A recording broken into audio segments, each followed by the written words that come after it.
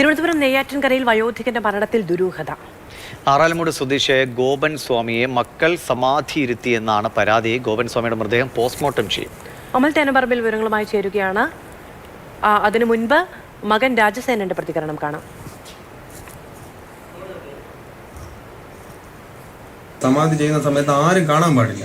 അപ്പോൾ ആരും കാണാൻ പാടില്ലാത്തതുകൊണ്ട് അച്ഛൻ തന്നെ നേരത്തെ നമ്മളടുത്ത് പറഞ്ഞിട്ടുണ്ടായിരുന്നു, അങ്ങനെ ആരെയും കാണിക്കരുത്, ഇന്ന രീതിയിൽ എനിക്ക് സമാധി കർമ്മങ്ങൾ ചെയ്യണം, സുഗന്ധദ്രവ്യങ്ങൾ ഭസ്മവും കർപ്പൂരം ഇട്ട് ഇന്ന രീതിയിൽ എന്നെ പൂജാതി കർമ്മങ്ങളൊക്കെ ചെയ്ത് വേണം ഓരോന്ന് ചെയ്യാനെന്ന് പറഞ്ഞ് സമാധി ചടങ്ങുകൾ മൊത്തം എനിക്ക് പറഞ്ഞു തന്നെ അച്ഛൻ.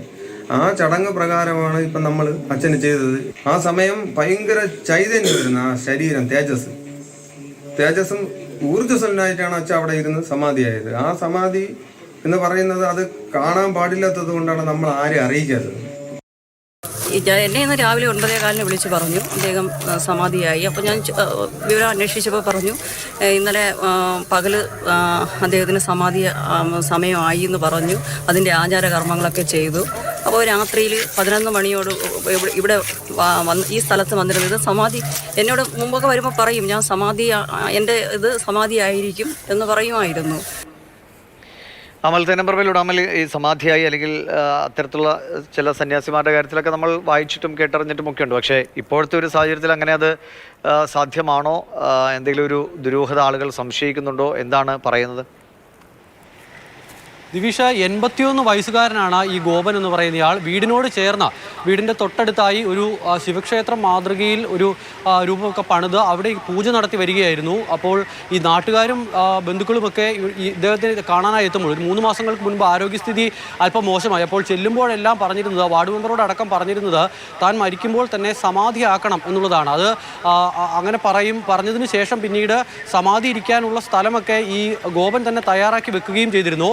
9-ാം തീയതി 11 മണിയോടുകൂടി ഗോപൻ മരണപ്പെട്ടു എന്നുള്ളതാണ് പറയുന്നത്. അതിനുശേഷം മക്കൾ 2 പേരും അതോടൊപ്പം തന്നെ ഭാര്യ സുലോചന, ഒരു മരുമകൾ, ഇത്രയും ആളുകൾ മാത്രമാണ് ഈ സംസ്കാര ചടങ്ങുകൾക്കൊക്കെ ഉണ്ടായിരുന്നത്. അതിനുശേഷം ഈ നേരത്തെ ഈ ഗോപൻ സ്വാമി തന്നെ പണിതു വെച്ചിരുന്ന സ്ഥലത്ത് അവിടെ സമാധി ഇരുത്തി എന്നുള്ളതാണ് മക്കൾ പറയുന്നത്. സുഗന്ധദ്രവ്യങ്ങളൊക്കെ നിക്ഷേപിച്ചാണ് സമാധി ഇരുത്തിയത്. അച്ഛൻ്റെ ഇഷ്ടപ്രകാരമാണ് തങ്ങളത് ചെയ്തത് എന്നുള്ളതാണ് ഇവർ എന്തായാലും വ്യക്തമാക്കുന്നത്. ജീവിച്ചിരുന്ന കാലത്ത് ഇതായിരുന്നു അച്ഛൻ്റെ ആഗ്രഹം, ദൈവസന്നിധിയിലേക്ക് പോകാനുള്ള എളുപ്പമാർഗം എന്നുള്ള നിലയിലാണ് ഗോപൻ സ്വാമി ഇതിനെ കണ്ടിരുന്നത് എന്നുള്ളതാണ് മക്കൾ പറയുന്നത്. അതിനുശേഷം ഈ 9-ാം തീയതി മരണം നടന്നതിന് ശേഷവും ആരും ഇത് പുറത്തറിഞ്ഞിരുന്നില്ല.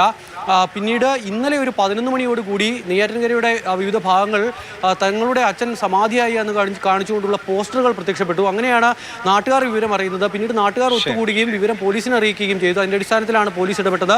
ഇപ്പോഴെന്തായാലും ആ മൃതദേഹം പോസ്റ്റ്മോർട്ടം ചെയ്യാനൊരു തീരുമാനം കളക്ടറുടെ ഭാഗത്തുനിന്നും ഉണ്ടായിട്ടുണ്ട്. അതിന് നടപടികൾ നിയമത്തിന്റെ വഴികൾ നോക്കാതെ തരമില്ല.